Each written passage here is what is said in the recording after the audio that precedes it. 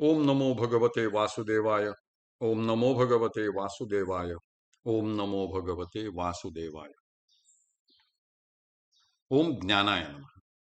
सार्थ ज्ञानेश्वरी, दिवस 296, अध्याय 11, विश्वरूप दर्शन योग। श्री गणेशाय नमः।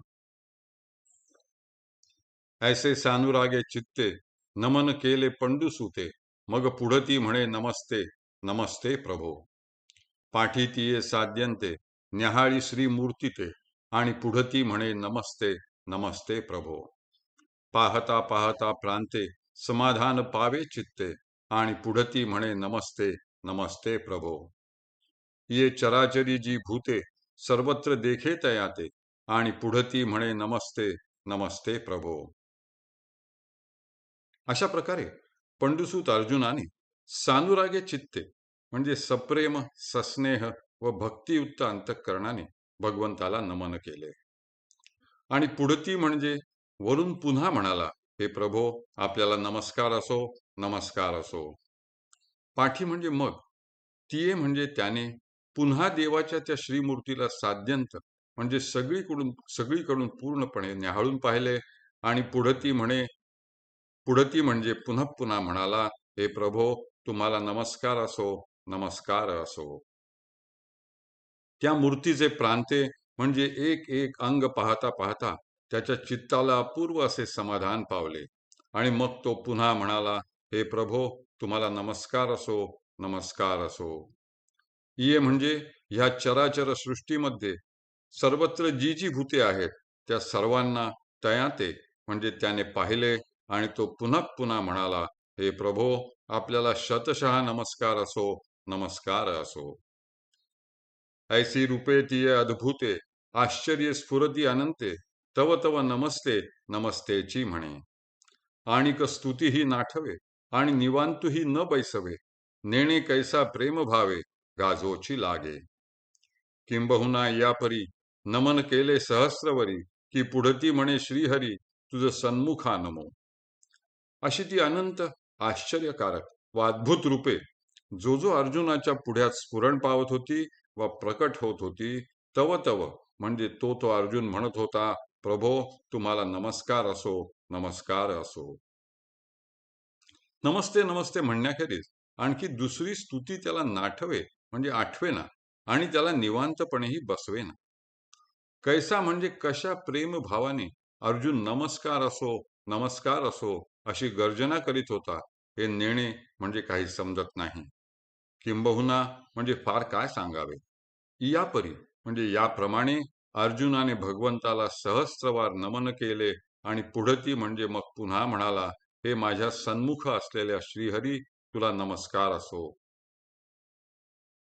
देवासी पाठीपोट आथी की नाही, येणे उपयोगू आम्हा काही, तरी तुझ पाठी मोरे याही नमो स्वामी। उभा माझी ये पाठीसी म्हणून पाठी मोरे म्हणावे तुम्हासी, सन्मुख बिनमुख जगेसी न घडे तुझ।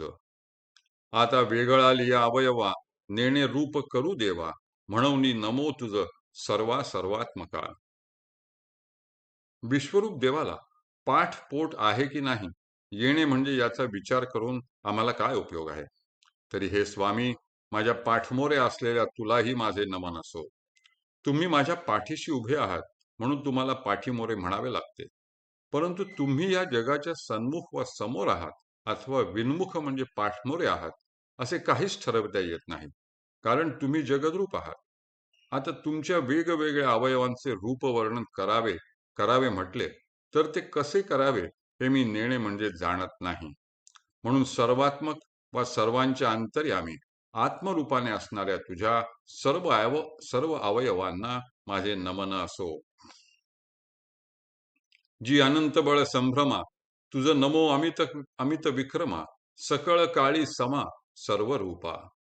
आघवी आकाशी जैसे, अवकाशची होऊनी आकाश असे, तू सर्वपणे तैसे पातलासी सर्व। किंबहुना केवळ सर्व हे तूची निखिळ, परी क्षीरार्णवी कल्लोळ पयाचे जैसे। म्हणून या देवा, तू वेगळा नवसी सर्वा, हे आले मज सद्भावा आता तूची सर्व। जी म्हणजे देवा, आपल्या अनंत अशा बळाने वा सामर्थ्याने मी संभ्रमित झालो आहे, गोंधळून गेलो आहे आणि भारावून गेलो आहे.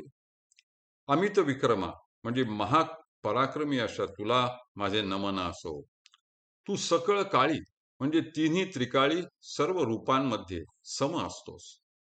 आघविया म्हणजे सगळ्या आकाशात अवकाश वा पोकळी जशी आकाशमय होऊन आकाशच असते, त्याप्रमाणे तू सर्वपणे सर्वांना व्यापून पातलासी म्हणजे सर्व सर्व झाला आहेस. किंबहुना फार काय सांगावे, हे सर्व निखिळ म्हणजे जग, विश्व व ब्रह्मांड केवळ तूच आहेस.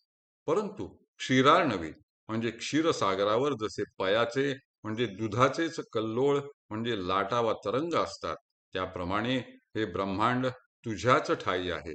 म्हणून हे देवा, तू ह्या सर्वांहून वेगळा नाहीस, हे सद्भावाने माझ्या प्रत्ययास आले आहे. मी ते प्रत्यक्ष अनुभवले आहे.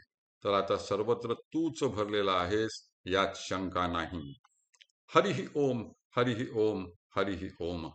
हरये नमः, हरये नमः, हरये नमः.